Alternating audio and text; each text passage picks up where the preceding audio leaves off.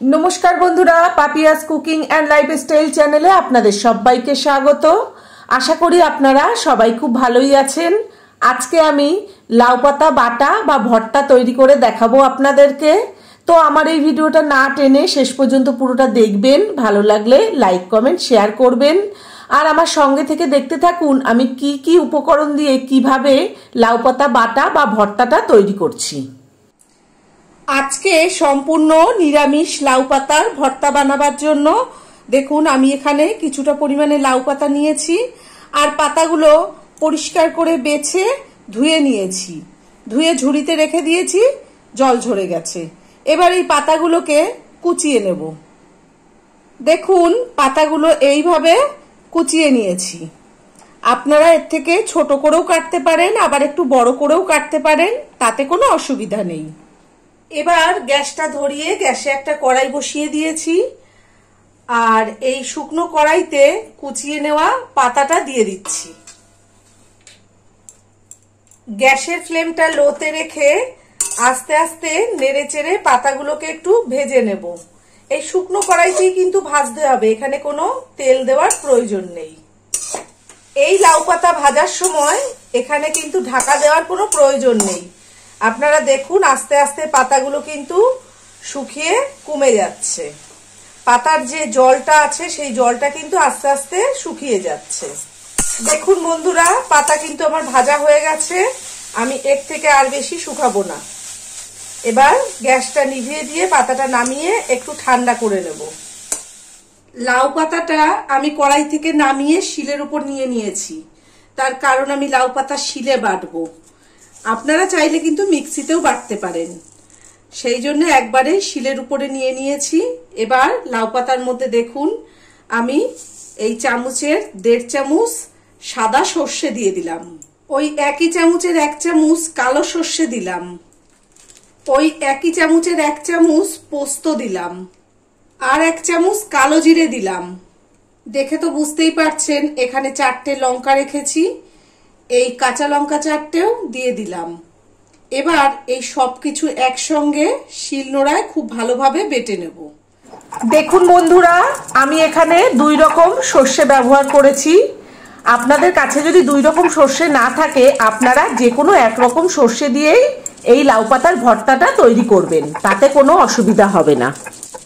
আর এখনো যারা আমার চ্যানেলটিকে সাবস্ক্রাইব করেননি তাদের কাছে আমার অনুরোধ রইল আমার চ্যানেলটিকে অবশ্যই করে সাবস্ক্রাইব করবেন এবং পাশে থাকা বেল আইকনটি ক্লিক করে অল করে দেবেন, যাতে আমি যখন যা নিত্য নতুন ভিডিও ছাড়বো তার নোটিফিকেশন সবার প্রথমেই আপনাদের কাছে পৌঁছে যাবে।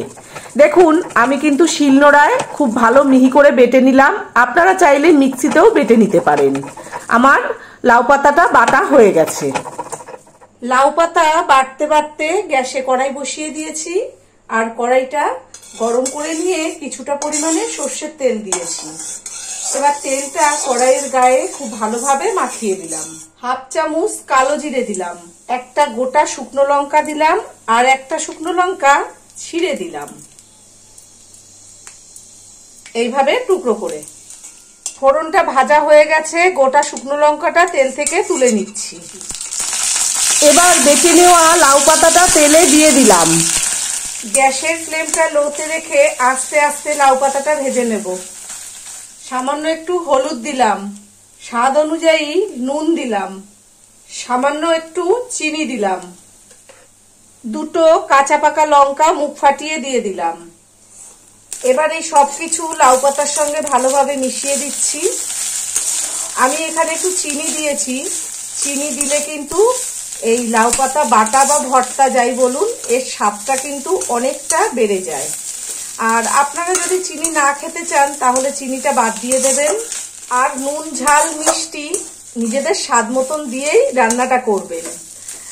যে কোনো ভর্তা একটু ঝাল ঝাল হলে কিন্তু খেতে খুব ভালো লাগে।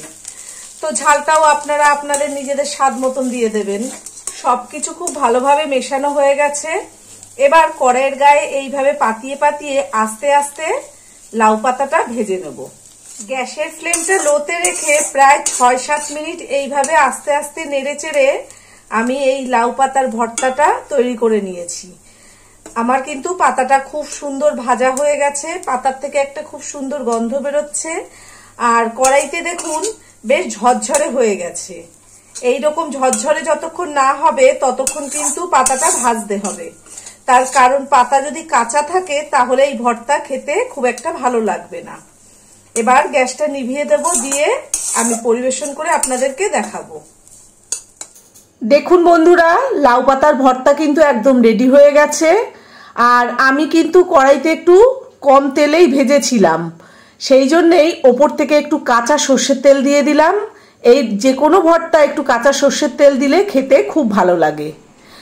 আর আজকে আমি যেভাবে এই লাউ পাতার ভর্তা তৈরি করলাম, আপনারা বাড়িতে ঠিক এইভাবেই তৈরি করবেন, করে গরম গরম ভাতের সঙ্গে খাবেন, সবাইকে খাওয়াবেন। আশা করি আপনাদের খুব খুব ভালো লাগবে। আর এইভাবে একটু কাঁচা সর্ষের তেল দিয়ে মেখে নিলে আরও স্বাদ কিন্তু বেড়ে যাবে। তো আজকে আমার ভিডিওটা আপনাদের কেমন লেগেছে সেটা অবশ্যই কমেন্ট করে জানাবেন। ভালো থাকবেন, সুস্থ থাকবেন, ধন্যবাদ।